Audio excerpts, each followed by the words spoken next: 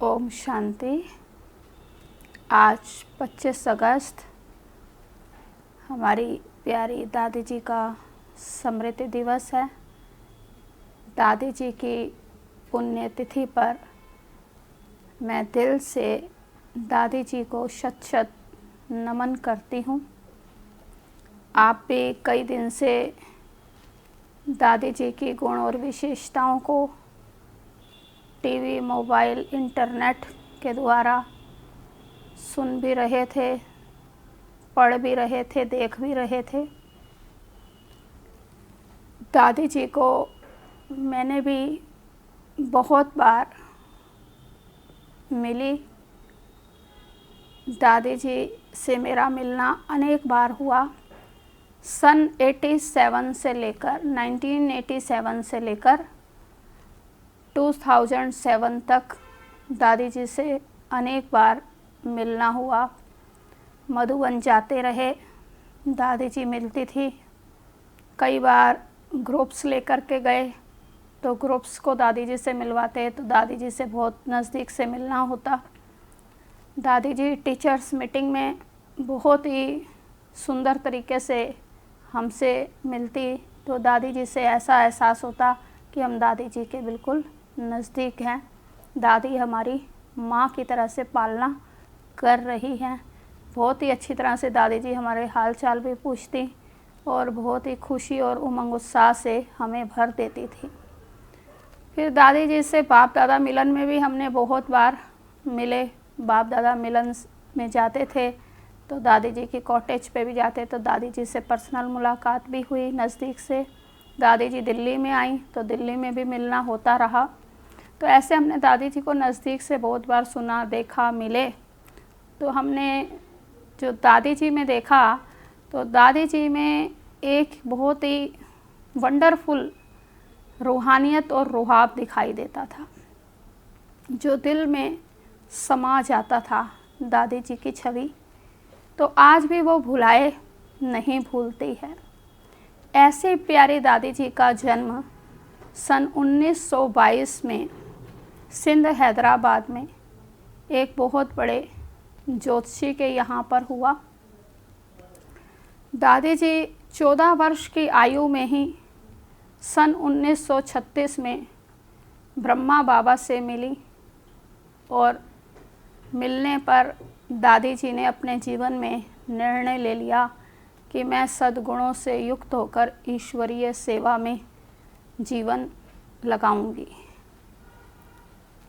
तो ब्रह्मा बाबा ने भी तरुण अवस्था में दादी जी की लगन, दादी जी की तपस्या और उनकी जो रूहानियत थी, दिव्यता थी, प्रतिभा थी, उसको देख करके बाबा ने उनको बहुत सुंदर वरदान के रूप में, उनका नाम रमा था, लौकिक रमा को बदल प्रकाशमणि नाम दिया। तो दादी जी ने भी अपने प्रेम और सद्गुणों से सारे विश्व में अपना ये प्रकाश फैलाकर और बहुत ही अपने नाम को सार्थक कर दिखाया।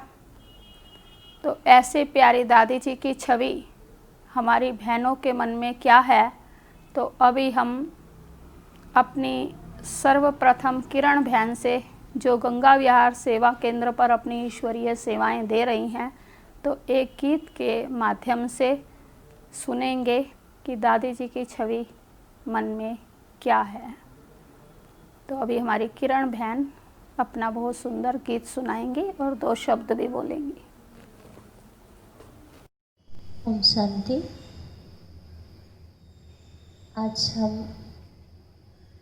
अपने अति मीठी, अति प्यारी दादी प्रकाशमणि जी, जिन्हें हम बड़ी दादी कहते हैं, आज उनके स्मृति में मैं तो कुछ बातें उनके थोड़े से संग का अनुभव जो किया वो हम आपको बताना चाहेंगे। ऐसे जब हम कुमारियों के ट्रेनिंग में मधुबन में पहुँचे ज्ञान सरोवर में, तो दादी जी हम सब कुमारियों से मिलने के लिए आए और आते ही पहले पूछा, आप सब क्या खाना पसंद करेंगे। तो सभी कुमारियों को बहुत अच्छा लगा। एक एक से पूछा कि आप क्या खाना पसंद करेंगे। हर सब्जियों का नाम लिया। तो जैसे जो चीज़ हमें पसंद नहीं है उस पर कोई भी कुमारियाँ अपना हाथ नहीं उठाए। और जब उन्होंने कहा कि आलू खाना पसंद करेंगे तो सबने एक साथ हाथ उठाया। तो दादी बहुत खुश हुई और कहा इनके लिए रोज़ आलू बनाया जाए क्योंकि इनको यही पसंद है। एक दो चीज़ पर और भी थे जिस पर सबने हाँ किया। तो दादी जी ने इतना ध्यान रखते हैं। हमने देखा कि सभी कुमारियों को खुशी से ट्रेनिंग भी करें, खाना भी ठीक से मिले, समय पर मिले और प्यार से वो ट्रेनिंग करे। इतना दादी सभी का ध्यान रखते थे, जो हम सब सामूहिक रूप में अनुभव करते थे। यह हम सबको मालूम है, जब दादी जी क्लास के अंदर एंट्री करते थे एक एनर्जी फील होता था। ऐसा लगता था कोई चीज़ की मिसिंग थी और वो पूरी हो गई। इतने पूरे डायमंड हॉल के अंदर एक एनर्जी, एक पावर की फीलिंग होती थी। तो वो सब हमने अच्छे से अनुभव किया। और जब क्लास में दादी मुरली सुनाने के लिए आ जाती, बहुत अलर्ट होकर सामने बैठने वालों पर भी ध्यान देती है, पीछे वालों पर भी ध्यान देती है। पढ़ाई बहुत रुचि और प्यार से और बहुत मधुरता के साथ दादी जी सुनाते थे। एक दिन मैं शांतिवन में जा रही थी और शुरू में मेरे पास 2 शॉल थे और वो ट्रेन में गंदा हो गया था, दूसरा भी ओढ़कर गंदा हो गया। तो दोनों को मैं भिगा कर आ गई थी और जा रही थी। थोड़ी थोड़ी ठंड लग रही थी। तो दादी जी बाहर बैठे थे कुर्सी पर। बोला इधर सुनो, इधर आओ। तो हमें थोड़ा डर लग रहा था। हम गए उनके पास। तो उन्होंने कहा आपको ठंड नहीं लग रही है? मैंने कहा जी दादी लग रही है। शॉल क्यों नहीं ओढ़ा है? तो मैंने कहा मेरे 2 शॉल गंदे हो गए थे, मैंने उसे वॉश करने के लिए भिगा कर आई हूँ। तो उन्होंने किसी को बुलाया और अपने ही शॉल, उसमें अपने ही दादी जी का ही नाम लिखा गया था, वो शॉल मुझे दिया, लो ओढ़ कर जाओ। तो मुझे वो समय बहुत अच्छा लगा और पहली बार मैंने किसी के कोई चीज़ यूज किया और वो भी बड़ी दादी के। मैं आज तक उसको संभाल कर रखी हूँ। बीच बीच में कभी कभी ओढ़ लेती हूँ और फील होता है कि दादी जी एक छोटी छोटी चीज़ पर भी प्यार जताते हैं। ऐसे ही मैंने दादी से लीडरशिप के गुण देखा और सीखा और साथ साथ वात्सल्य को भी मैंने सीखा। दोनों चीज़ मेरे जीवन में मैं हर समय अभ्यास करती हूँ कि अगर मुझे बहुत बड़े ग्रुप को गाइड करना है और साथ साथ लव अफेक्शन भी बहुत आवश्यक है, ताकि लव अफेक्शन के साथ अगर गाइड करते हैं तो ब्राह्मण खुश होते हैं और आगे बढ़ते हैं, सो उन्नति होती है। इसी तरह अपनी भी उन्नति होती है, औरों की भी उन्नति कर पाते हैं। ऐसी दादी को आज के यह विस्मरणीय दिन, जो दादी हम सबके बीच में न होते हुए भी हम उनके उपस्थिति अनुभव करते हैं, उनके लिए दिल से उद्गार है, सत सत नमन है। और उनकी स्मृति में हम एक आपको गीत सुनाना चाहेंगे। ओम शांति। दिल में तेरी सूरत है दादी माँ, दिल में तेरी सूरत है दादी माँ। पूछे वादिया हो तुम कहाँ, पूछे वादिया हो तुम कहाँ। भूले ना ये धड़कन प्यार तेरा, भूले ना ये धड़कन प्यार तेरा। पूछती ये धरा पूछता आसमां, पूछती ये धरा पूछता आसमां। दिल में तेरी सूरत है दादी माँ, दिल में तेरी सूरत है दादी माँ, पूछे बादियाँ हो तुम कहाँ, पूछे बादियाँ हो तुम कहाँ। यादों के संजोए हैं मन में, सावन जो बरसे गुलशन में। यादों को संजोए हैं मन में, सावन जो बरसे गुलशन में, ओ गुलशन में। अब भी तो टहलती हो दादी यहाँ, अब भी तो टहलती हो दादी यहाँ, पूछे बादियाँ हो तुम कहाँ, पूछती है धरा पूछता आसमां। दिल में तेरी सूरत है दादी माँ, दिल में तेरी सूरत है दादी माँ, पूछे बादियाँ हो तुम कहाँ, पूछती है धरा पूछता आसमां। मुस्काए तुम साए मधुबन,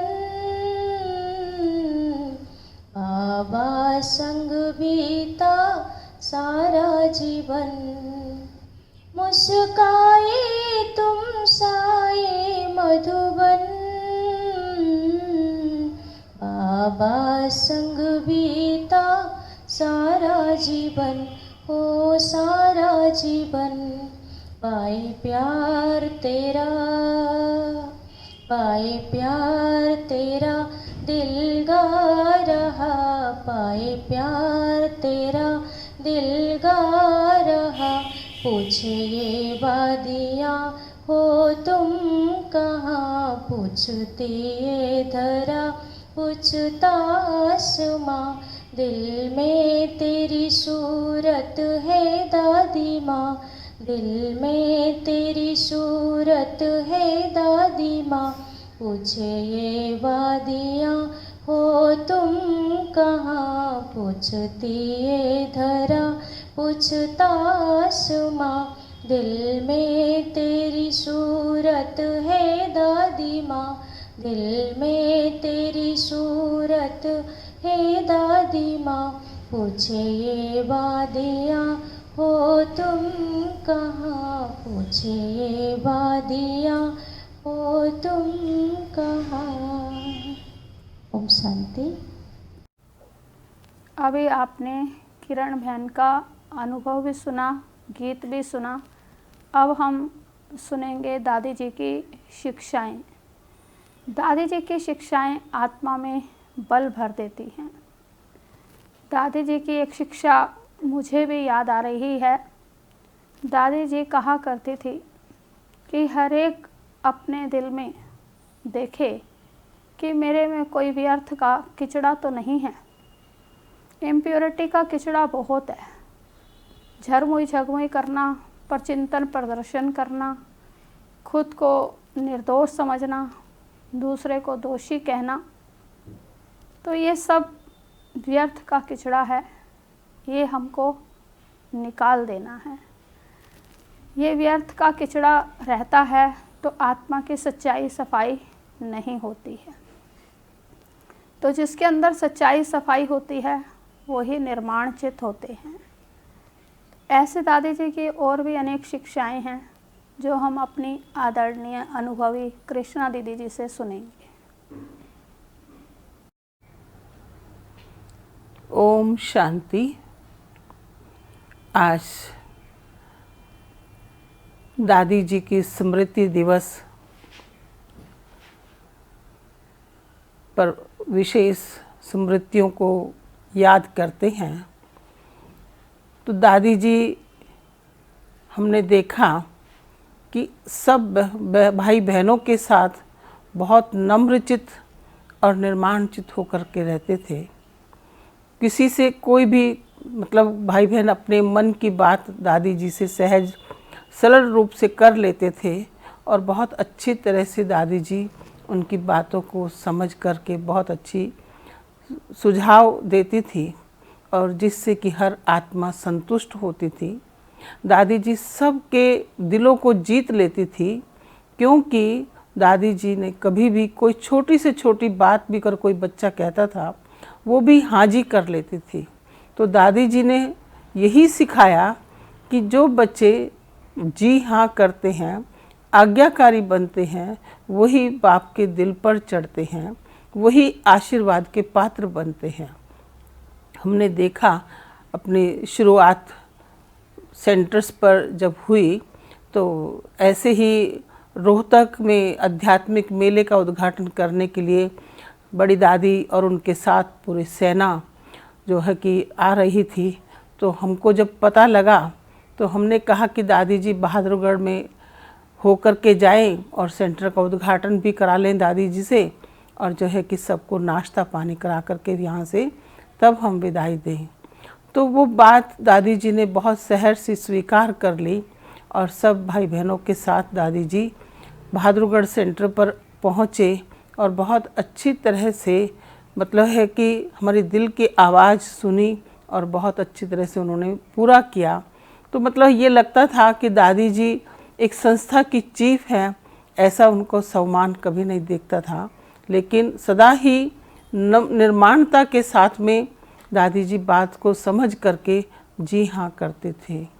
तो जैसे कि हम बच्चों को भी दादी जी ने बहुत शिक्षाओं के साथ आगे बढ़ाया और दादी जी जब भी क्लास कराती थी तो तब ऐसा लगता था कि जैसे कि बस आज जो दादी जी कह रही हैं वो उसको हम अपने दिल में उतार लें और जीवन में प्रैक्टिकल स्वरूप में ले आएं तो सचमुच बाबा के दिल को जीतने वाली बात हो जाती थी। तो जैसे कि ये देखा कि दादी जी की शिक्षाएं हम सब के लिए बहुत निखार देने वाली थी। तो आज हम फिर से कि कुछ स्मृतियों को पुनः स्मरण करते हैं जो कुछ टाइम से दादी जी की शिक्षाएं चल रही हैं हर रोज़ मुरली के पश्चात। तो आज ऐसे ही कि दादी जी की शिक्षाओं का 41 नंबर पॉइंट है कि समय प्रमाण एकाग्रता का बहुत अच्छा अभ्यास करो। 1 सेकंड में संकल्प को स्टॉप कर लो और उपराम हो जाओ, इस देह से उड़ जाओ, बाबा के स्वीट साइलेंस होम में बैठ जाओ, तब यह जीवन न्यारी प्यारी बनेगी। फिर कहेंगे राज ऋषि ज्ञानी योगी तू आत्मा। अब प्रैक्टिकल बाबा को ऐसा सबूत देना है। अभी अपने आप को चेकिंग करने का टाइम है, इसलिए जो कुछ बीता है उन सब का निवारण करके हमें अब बाबा के पास पहले फरिश्तों की दुनिया में चलना है, फिर अपने मूल वतन में जाना है। अगली पॉइंट है कि अब अपनी एक एक कर्म इंद्रियों को दिव्य बनाओ। चेक करो कि मेरे कान दिव्य बने हैं, अभी तक कन रस सुनने का शौक है, हमारे ये नैन दूसरों को प्यार की भावना से भाई भाई की दृष्टि से बाबा के रत्नों को देखने के लिए हैं। ये नैन किसी को बुरी दृष्टि से द्वेष दृष्टि से तो नहीं देखते। ऐसे एक एक कर्म इंद्रिय को चेक करो और इन्हें दिव्य बनाओ। अगला पॉइंट कि जरा भी मूड ऑफ करने की आदत न हो। मूड ऑफ माना ऑफ, उसे प्रेम की ऑफर मिल नहीं सकती। जहाँ दिव्यता है वहाँ मान अपमान का सवाल समाप्त हो जाता है। जहाँ मांगते हो वहाँ मान मिले वह दूर हो जाता है। हम राजाओं के राजा हैं, हम कभी मांग नहीं सकते। बाबा ने हमको टाइटल दिया ना कि राजयोग से बनते हैं राजाओं के राजा। तो राजा कभी नहीं कह सकता कि ये चपरासी मेरी इज्जत गवाता है। राजा का तो ऑर्डर चलता है। तो अपने आप से पूछो, मैं राज्य अधिकारी हूँ या मैं अपने चपरासियों के अधीन हूँ। अगला पॉइंट कि हम सब दिलाराम बाप के दिल वाले बच्चे हैं। जब दिलाराम को दिल दे दो तो फिर कोई देहधारी आकर्षित कैसे कर सकता? किसी भी तरफ आकर्षित होना माना दिल फेंकू बनना ना। किसी भी तरफ आकर्षित होना माना दिल फेंकू बनना। बाबा ने बच्चों को शरीर निर्वाह के लिए की छुट्टी दी है कि गंदे चित्र देखने, नॉवेल्स आदि पढ़ने की छुट्टी नहीं दी है। कई कहते हैं कि दिल उदास होती है तो पढ़ लेता हूँ। पढ़ोगे देखोगे तो जरूर वह बुद्धि को डिस्टर्ब करेगा। अगला पॉइंट है कि कभी भी अपना माथा क्यों क्या के प्रश्न में गर्म नहीं करो। दिमाग को शीतल कुंड बनाओ, शीतल काया वाले योगी बनो। भले तुम्हें गिराने के लिए कोई ने खड्डा खोदा हो, लेकिन तुम अगर सच्चे हो, तुम्हारे दिल में उसके प्रति शुभ भावना है, तो बाबा तुम्हारी रक्षा करेगा। तुम्हारे अंदर कभी भी अशुभ भाव न हो। किसी को श्राप देने वाले दुर्वासा नहीं बनो। राजयोगी कभी दुर्वासा नहीं बन सकते। अगली पॉइंट है कि बाबा की श्रीमत है कि बच्चे तुम खीरखंड होकर रहो। सौपन में भी लून पानी नहीं होना है। अगर कोई लून पानी होते हैं तो ब्रह्मा कुमार कुमारी कहला नहीं सकते। मेरा काम है दूध चीनी होकर रहना।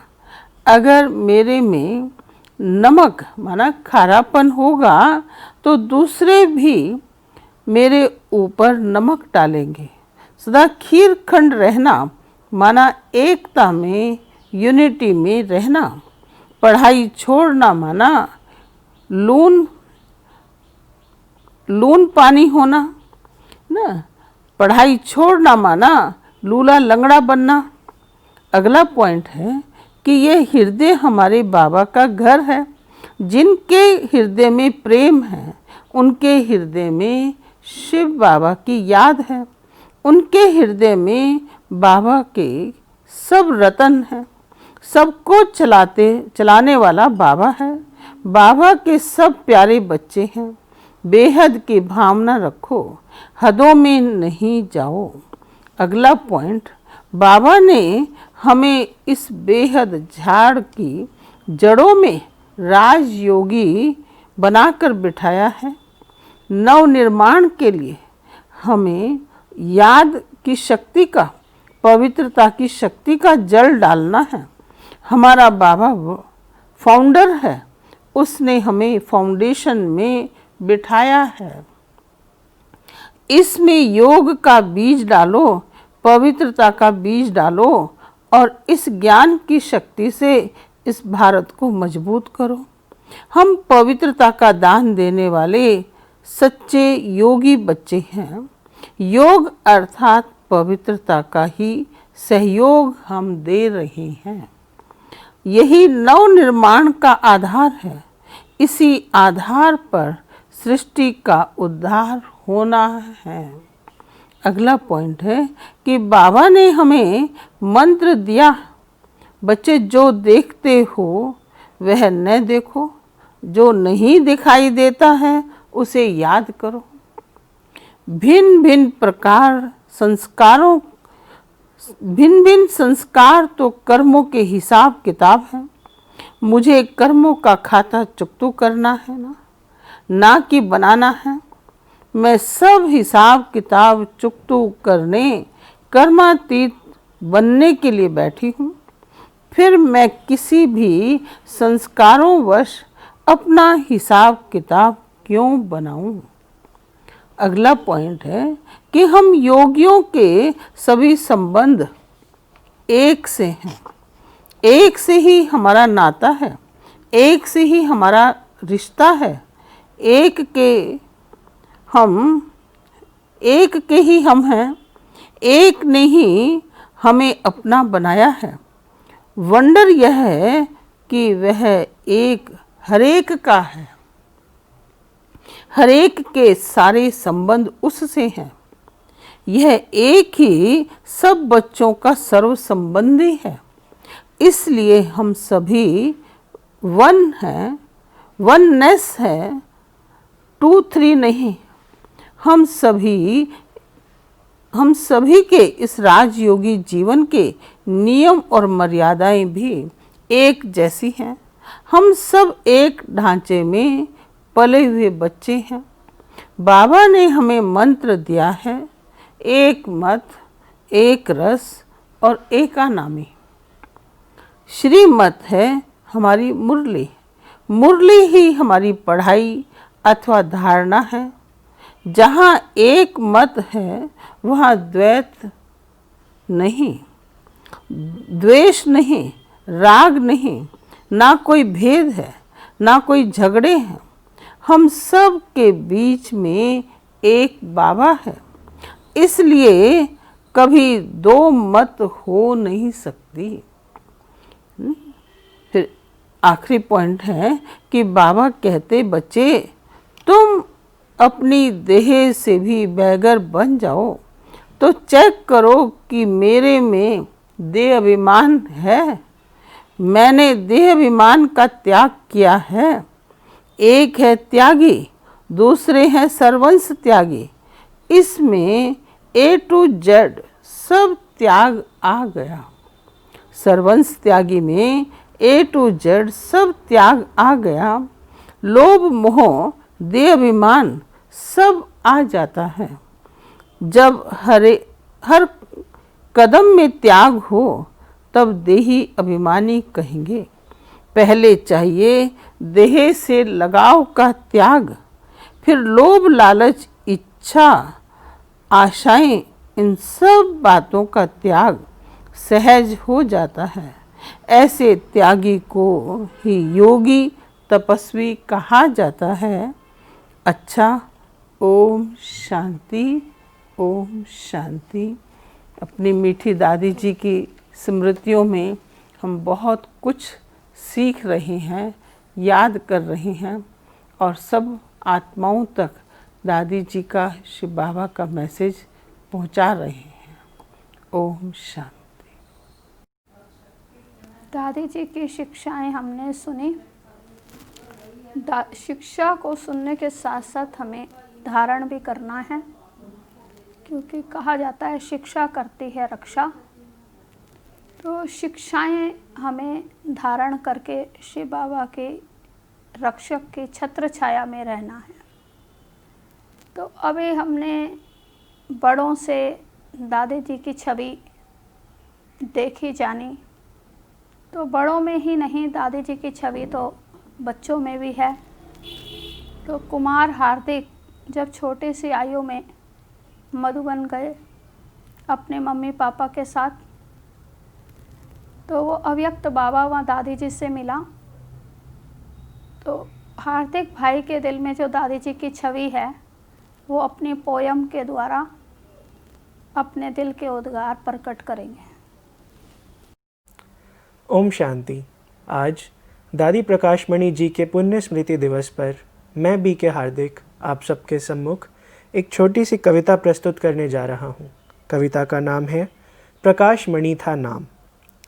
किया प्रकाशित सारे जग को सर्व प्रति सम्मान, किया प्रकाशित सारे जग को सर्व प्रति सम्मान, अचल अडोल हर परिस्थिति में महावीर हनुमान।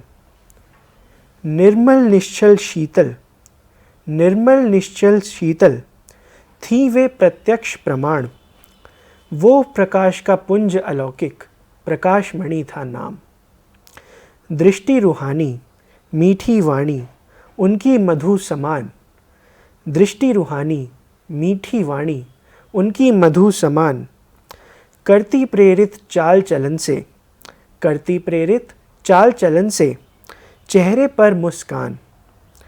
शिव शक्ति वे सच्ची पार्वती, शिव शक्ति वे सच्ची पार्वती, निर्भय हिम्मतवान। वो प्रकाश का पुंज अलौकिक प्रकाश मणि था नाम। नेता या अभिनेता, शिक्षक साधु संत विद्वान, शिव संदेश दिया जन जन को बाबा का पैगाम। राह दिखाई उन्हें, राह दिखाई उन्हें, पथ किया सुगम सरल और आसान। वो प्रकाश का पुंज अलौकिक प्रकाश मणि था नाम। करते ब्राह्मण आज भी, करते ब्राह्मण आज भी प्यारी दादी जी का आह्वान। शब्द आपके अब भी भरते युवा शक्ति में जान। श्रद्धा सुमन समर्पित दादी, श्रद्धा सुमन समर्पित दादी, शत शत कोटि प्रणाम। वो प्रकाश का पुंज अलौकिक प्रकाश मणि था नाम। वो प्रकाश का पुंज अलौकिक प्रकाश मणि था नाम। ओम शांति। अभी हमने हार्दिक भाई की पोयम के द्वारा दादी जी के चरित्र को चित्र के रूप में अनुभव किया। दादी जी का चरित्र कितना महान था। जो भी उनसे मिला उसने अपने जीवन में बहुत कुछ पाया। हमारी दादी प्रकाश मणि जी ने अपने आध्यात्मिकता का प्रकाश सारे विश्व में फैलाया। अपनी कुशलतापूर्वक सारे यज्ञ को चलाया और अपने अनुभवों के द्वारा अनेकों को अनुभव कराया। तो ऐसे ही हमारी पूनम दीदी ने भी दादी जी के साथ कुछ अनुभव किए। कई बार उनसे मिलना हुआ तो वो अपने अनुभवों को हमें सुनाकर अनुभव कराएंगी। पूनम दीदी। जब आबू में सम्मेलन में हम नए भाई बहनों को ले जाते थे तो उस सभा में भी हमने देखा कि दादी जी इतनी सरलता से भाई बहनों से, चाहे वो कलाकारों की सभा हो, चाहे डॉक्टरों की सभा हो, चाहे टीचर्स हों, कोई भी वर्ग के नए भाई बहनों से बड़ी ही सरलता से खान पान की शुद्धि, बीड़ी सिगरेट शराब छुड़वाने का दृढ़ संकल्प ऐसे करवा लेती थी जैसे कि सरस्वती उनकी जीवा पर आकर स्वयं ही ये प्रतिज्ञा भाई बहनों से करा देती थी। तो ऐसी अनोखी निराली मीठी मीठी दादी जी को हमारी शत शत नमन वंदना, शत शत प्रणाम स्वीकार हो। ओम शांति। दादी जी के साथ का अनुभव सुनकर मुझे भी दादी जी की तस्वीर सामने आ रही है। मैंने भी दादी जी के साथ अनुभव किया। सन 1990 की बात है। मैं 2 मास के लिए मधुबन पांडव भवन में सेवार्थ गई और वहीं मैंने उसी पीरियड में ट्रेनिंग भी की, टीचर्स ट्रेनिंग। तो उस समय जब 2 मास मैं पांडव भवन में रही तो हम सवेरे सवेरे पहले मुरली से पहले दादी जी से मिलने दादी जी के रूम में जाते थे कि हम दादी जी से गुड मॉर्निंग करेंगे। तो दादी जी उस समय तैयार होकर सबसे मिलती थी मुरली क्लास से पहले। तो मनोहर दादी जी का कमरा और बड़ी दादी जी का कमरा आमने सामने था और हमें लगन रहती थी कि जो भी दादी तैयार हो गई हैं उनसे पहले गुड मॉर्निंग कर लें। तो दादियों से गुड मॉर्निंग करते कई बार हमने 2 मास तो लगातार ही दादी जी से गुड मॉर्निंग की सवेरे। दादी जी से दृष्टि भी ली, बादाम की टोली वो विशेष खिलाती थी और कुछ ना कुछ अपने मुखारविंद से अनुभव की बात भी सुनाती थी। तो वो जो इतने नज़दीक से दादी जी के मिलने का हमें चांस मिला वो भुलाए नहीं, भूलता वो तस्वीर हमारे आगे से हट नहीं सकती। दादी जी के साथ साथ ही फिर हम बाबा के कमरे में जाते, दादी जी बाबा के कमरे में जाती थी। फिर पांडव भवन से ओम शांति भवन तक दादी जी पैदल जाती थी और सब बहनें, टीचर्स बहनें, कुछ टीचर्स बहनें होती थी जो समय पर पहुंच जाती थी, तो दादी जी के साथ साथ ओम शांति भवन में जाती थी। तो ओम शांति भवन में लगातार हम ये 2 महीने ऐसे दादी जी के साथ गए, मुरली सुनते थे फिर दादी जी के मुखारविंद से, तो बड़ा ही आनंद का अनुभव किया, वो सुकून की अनुभूति की, दादी जी की दृष्टि, दादी जी के नए नए अनुभव सुनने को मिले। तो ये दादी जी की तस्वीर अनुभव की मुझे भी याद आ गई। तो अब अनुभवों के साथ साथ गीतों की श्रृंखला भी जब हम देखते सुनते हैं तो एक बहुत ही आनंद का अनुभव होता है। तो हमारे अश्विनी भाई जो समय प्रति समय नए नए गीतों की रचना करते रहते हैं, दादी जी के समय उन्होंने दादी जी के सामने भी अपने गीतों की नई रचना करके गीत सुनाए, और आज भी उन्होंने एक बहुत सुंदर गीत दादी जी की स्मृति का, दादी जी के गुणों का, दादी जी के चरित्रों का हमें नई रचना सुनाने जा रहे हैं।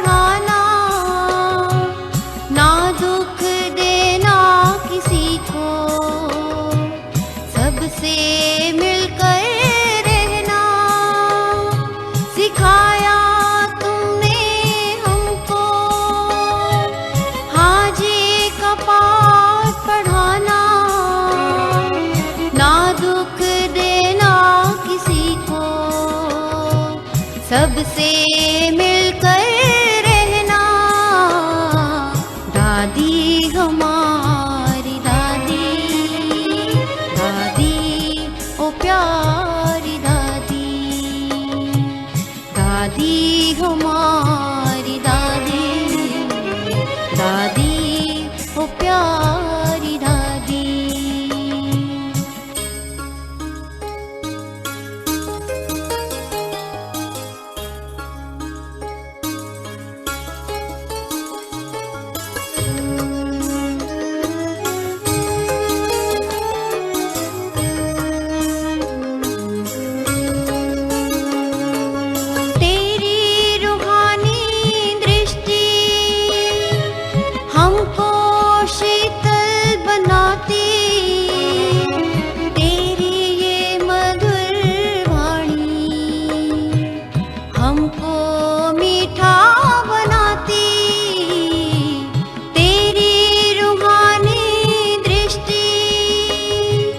हमको शीतल बनाती, तेरी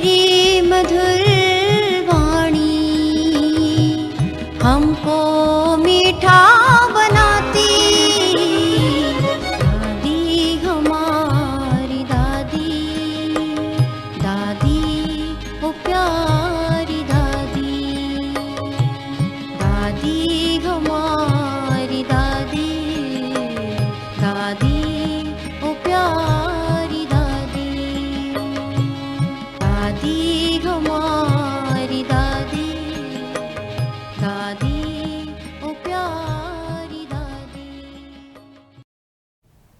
अभी हमने अश्विनी भाई से बहुत सुंदर गीत सुना।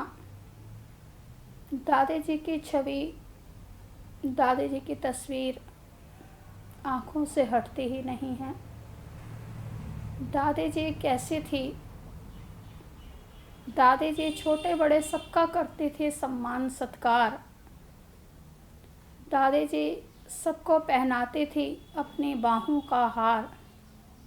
मैं कभी भूल नहीं सकती दादी जी का ये रूहानी प्यार, दादी जी का रूहानी प्यार। तो दादी जी का रूहानी प्यार सचमुच में इतना सुंदर प्यार था जो अंदर समा जाता था। दादी जी अनुभवों की खान थी। दादी जी ने अनेक भाई बहनों को भी अपने अनुभवों से आनंद विभोर किया। हमारे शालीमार बाग सेवा केंद्र के डॉक्टर सुरेंद्र भाई ने भी दादी जी को बहुत अच्छी तरह से देखा, सुना, अनुभव किया, उनका प्यार लिया, पालना ली। तो वो भी अपने अनुभव को हमें सुनाकर लाभान्वित करेंगे। तो अभी हम सुरेंद्र भाई जी से उनका अनुभव सुनेंगे। दादी जी, हमारी प्यारी दादी माँ, जो सर्वगुणों की खान थी, इनसे सबसे पहली बार मैं 1985 में पांडा भवन दिल्ली में इनसे मिलना हुआ। पांडा भवन में मेरी दीदी बाला बहन, जो विकासपुरी सेंटर की इंचार्ज रहीं, उन्होंने मुझे दादी जी से मिलवाया। इतनी बड़ी दादी, जो इतने बड़े इंस्टीट्यूशन की मुख्य प्रशासिका थी, उन्होंने मुझे बड़े प्यार से कहा, मेरे मीठे भाई आओ बैठो। जैसे एक माँ अपने बच्चे को बड़े प्यार के साथ, दुलार के साथ बोली, ऐसे ही उन्होंने मेरे को ट्रीट किया। और जब मैं उनसे मिला तो मुझे बहुत ही अच्छा अनुभव हुआ।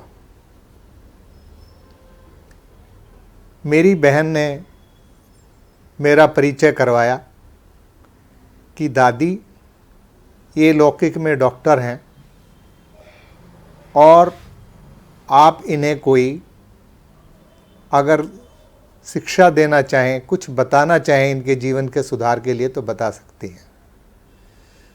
दादी जी ने मुझे कहा, भाई, जब आपको बाबा का परिचय मिल गया, जब आपने दिल से कहा मेरा बाबा, माना आप बाबा से जुड़ ही गए और आज से आप डबल डॉक्टर बन गए।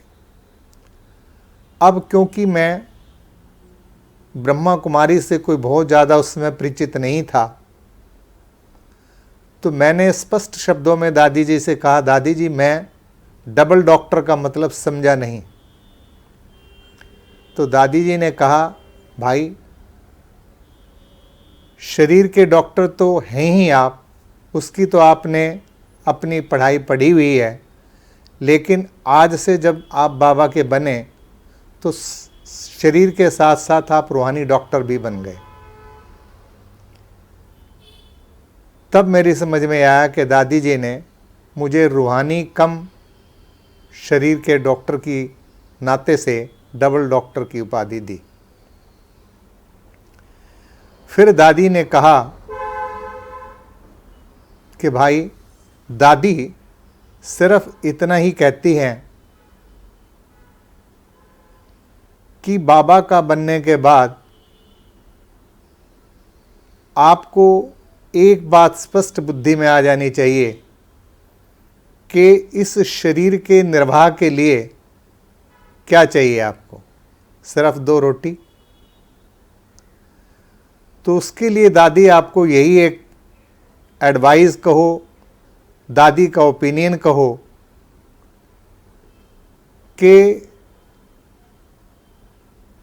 सबके पहुंच के लिए कि हर आत्मा आपसे सहज रीति से ट्रीटमेंट ले सके, उसके लिए दादी की एक ही एडवाइस है कि आपका फीस स्ट्रक्चर ऐसा हो, इतना मिनिमम हो जिससे हर आत्मा आपका लाभ उठा सके। उस बात को मैंने अपने जीवन में इतना पक्का कर लिया कि जब तक मेरा ये जीवन है तब तक मैं अपने जीवन में फीस का स्ट्रक्चर ऐसे रखूं जैसे मुझे दादी ने नसीहत दी, और उस समय से लेकर आज तक मैं अपने जीवन में उस शिक्षा को पूरी तरह से उतार रहा हूँ। ये मेरा दिल्ली में के पांडव भवन का 1985 का सबसे पहला अनुभव रहा। उस दिन से लेकर और आज दिन तक, मीन्स 1985 से 2020 तक हर वर्ष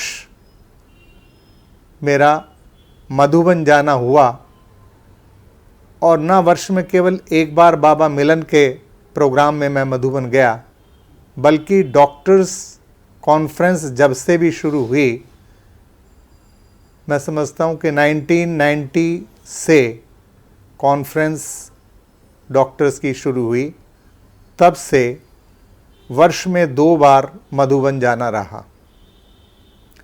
और हर बार जब भी हम मधुबन गए तो दादी से हमारा मिलना हुआ।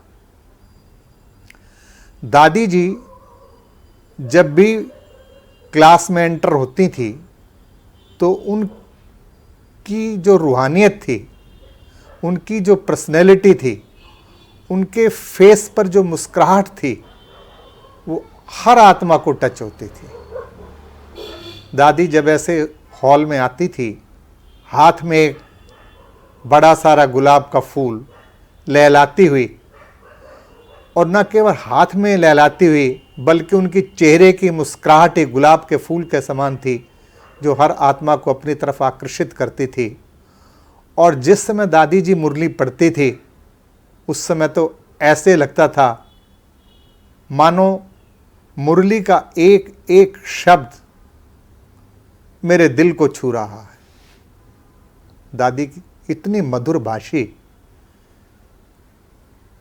कि उनकी मुरली पढ़ने का स्टाइल आज भी जब मेरे मस्तक पटल पर सामने आता है तो ऐसा लगता है उनके वो मीठे शब्द मेरे कानों के अंदर आज भी गूंज रहे हैं। मुरली तो बाबा की ही है, लेकिन मुरली को जो उनका पढ़ने का ढंग था वो मन को बहुत छूता था। उसके पश्चात जो उनकी सबसे अट्रैक्टिव पर्सनैलिटी के अंदर नज़र आती थी वो ये कि जब भी कोई पार्टी मधुबन में आती थी तो दादी इतनी केयरिंग थी कि हर ग्रुप से पूछती थी कि दादी आपसे पूछती है कि आपको ठीक रहने का स्थान, खाने का स्थान, ठीक रहने का और खाने का प्रबंध मिला है? दादी कहती चाहे पट पे हो या तट पे, लेकिन हो तो कंफर्टेबल ना। अगर किसी को किसी तरह की कोई सैल्वेशन चाहिए तो वो दादी से बता सकता है। दादी एक इतनी मदरली थी, जैसे एक माँ अपने बच्चे की हर खान पान का ध्यान रखता है, तो दादी हमेशा पूछती थी कि भाइयों आज आपको खाने में क्या चाहिए। क्या आज दादी हलवा खिलाए? तो सब बच्चे मिलके बोलते थे हाँ दादी। इसी प्रकार से एक बार डॉक्टर कॉन्फ्रेंस की बात है कि देश विदेश से लगभग 800 डॉक्टर पहुंचे हुए थे और दादी ने कहा कि आज दादी सब डॉक्टर्स को पहाड़ों पर आइसक्रीम खिलाएंगी, आज दादी पिकनिक के लिए लेके जाएंगी। तो सभी डॉक्टर्स बहुत खुश हुए। सबको दादी जी बाबा की पहाड़ी पर लेके गई और वहाँ पे दादी सबसे आगे थी पहाड़ पर चढ़ने वाली, और वहाँ इतनी ऊंचाई पर पहाड़ी पर पहुंचकर दादी जी ने हम सबको आइसक्रीम खिलाई। वो बात मेरे जीवन में आज तक नहीं भूलती कि इतना सारा अरेंजमेंट, और वो भी लीडरशिप दादी की। दादी सबसे आगे आगे पहुंची और वहाँ हमने सबने बड़ा रेलिश किया, और इस बात को भी आज तक मैं भूल नहीं पाया कि दादी माँ ने हमारा कितना भव्य स्वागत किया और कितना वहाँ पे हमने एंजॉय किया। इसी प्रकार से दादी का एक बार हमारे साथ नक्की लेक पर दादी जी सैर करने जाती थी। इवनिंग के योग के बाद दादी जी रोज़ डेली का उनका नियम था कि वो नक्की लेक पर जाती थी। तो हम भी एक बार दादी के साथ साथ नक्की लेक तक गए। वहाँ पर भी दादी जी रास्ते के अंदर चलते चलते भी हमें कुछ न कुछ ज्ञान के बिंदु देते हुए गई। तो वो भी एक बहुत ही सुंदर और विचित्र अनुभव रहा। दादी जी के तो क्या कहें, अनेक अनुभव हमारे जीवन के अंदर राइट फ्रॉम फर्स्ट डे से आज तक दादी हमारे मस्तक पटल पर रहती हैं। दादी का जीवन तो एक आदर्श जीवन, बहुत ही उच्च जीवन था। इसी प्रकार से एक जो विशेष दादी का हमने देखा कि जब पार्टी मधुबन से फुलफिल होकर बाबा से मिलन मनाकर वापस जाती थी, तो दादी हमें बस पर आती थी छोड़ने के लिए बस तक, और वहाँ कम सून गो सून की टोली देकर और हाथ हिलाकर विदा करती थी। तो बहुत भाई बहनों के तो नैन भी गीले हो जाते थे और वहाँ से घर जाने का मन नहीं करता था। हालांकि दादी जी का जीवन की विशेषताएं और उनके साथ के अनुभव तो इतने गहरे हैं कि अगर एक दिन और रात सुनाते रहें तो सुनाते ही रहें तो भी उनके जीवन के साथ के अनुभव समाप्त न हो पाएँ। लेकिन फिर भी उनके जीवन की जो 3 शब्द निमित्त भाव, निर्माण भाव और निर्मल वाणी के अंदर उनके जीवन का सारा सारांश आ जाता है। दादी कभी ये नहीं कहती थी कि मैं ये कहती हूँ। उनका निमित्त भाव इस बात से स्पष्ट हो जाता है कि वो हमेशा एक ही बात कहती थी कि दादी ये कहती है, दादी का ये ओपिनियन है। जब भी कोई संगठन के अंदर निर्णय लेना होता तो दादी सबको इकट्ठा करके और सबसे पूछती थी और अपना ओपिनियन देती थी, और सब मिलजुल कर ही कोई भी डिसीजन लेने के लिए दादी सबकी राय से ही कोई डिसीजन लेती थी। अंत में मैं सिर्फ एक ही बात कहना चाहता हूँ कि जब दादी जी व्यक्त हुई 2007 में अगस्त मास में, तो अचानक ही जैसे हमें समाचार मिला, रेलवे की रिजर्वेशन तो मिल नहीं पाई, लेकिन बाय रोड कार से हम उस समय भी मधुबन पहुँचे, और वहाँ जब दादी जी को जिस बॉक्स में रखा हुआ था, वहाँ जब दादी जी को देखा तो भी उनका चेहरा इतना शांत और इतना अट्रैक्टिव था कि देखते ही बनता था।